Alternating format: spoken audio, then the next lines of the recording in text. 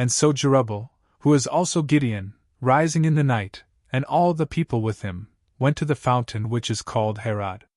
Now the camp of Midian was in the valley, to the northern region of the high hill.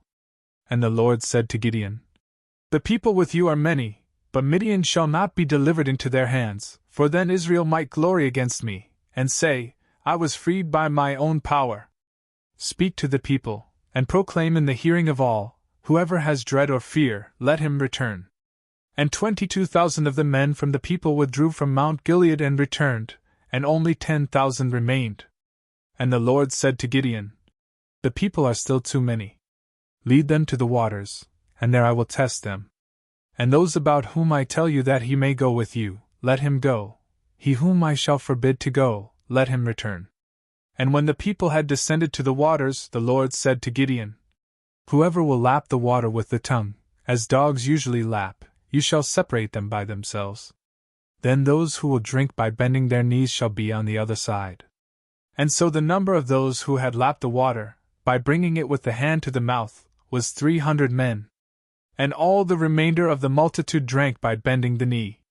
And the Lord said to Gideon, By the 300 men who lapped the water, I will free you, and I will deliver Midian into your hand. But let all the remainder of the multitude return to their place. And so, taking food and trumpets in accord with their number, he instructed all the rest of the multitude to go back to their tents. And with the 300 men, he gave himself to the conflict. Now the camp of Midian was below, in the valley. In the same night the Lord said to him, Rise up, and descend into the camp. For I have delivered them into your hand. But if you dread to go alone, let your servant Purah descend with you. And when you will hear what they are saying, then your hands will be strengthened, and you will descend more confidently to the camp of the enemy. Therefore, he descended with his servant Purah into a portion of the camp, where there was a watch of armed men. But Midian and Amalek, and all the eastern peoples lay spread out in the valley, like a multitude of locusts. Their camels, too, were innumerable, like the sand that lies on the shore of the sea. And when Gideon had arrived, someone told his neighbor a dream. And he related what he had seen in this way. I saw a dream, and it seemed to me as if bread, baked under ashes from rolled barley, descended into the camp of Midian. And whenever it arrived at a tent, it struck it, and overturned it, and utterly leveled it to the ground. He to whom he spoke responded, This is nothing else but the sword of Gideon, the son of Joash, a man of Israel. For the Lord has delivered Midian into his hands, with their entire camp. And when Gideon had heard the dream and its interpretation, he worshipped.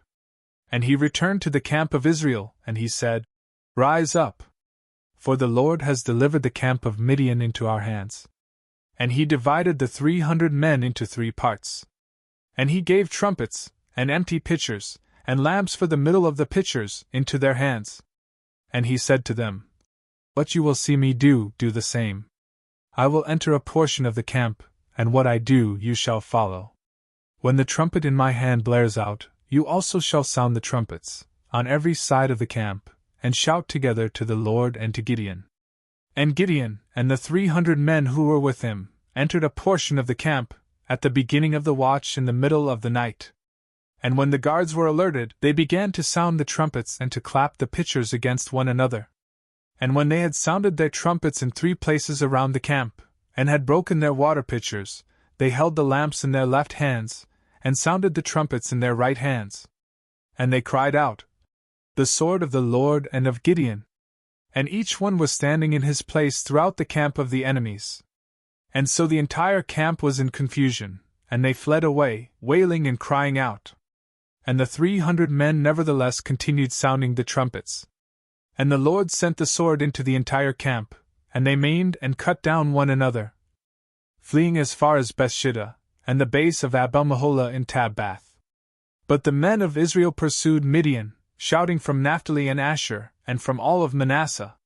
And Gideon sent messengers throughout all of Mount Ephraim, saying, Descend to meet Midian, and occupy the waters ahead of them as far as Beth-bara and the Jordan.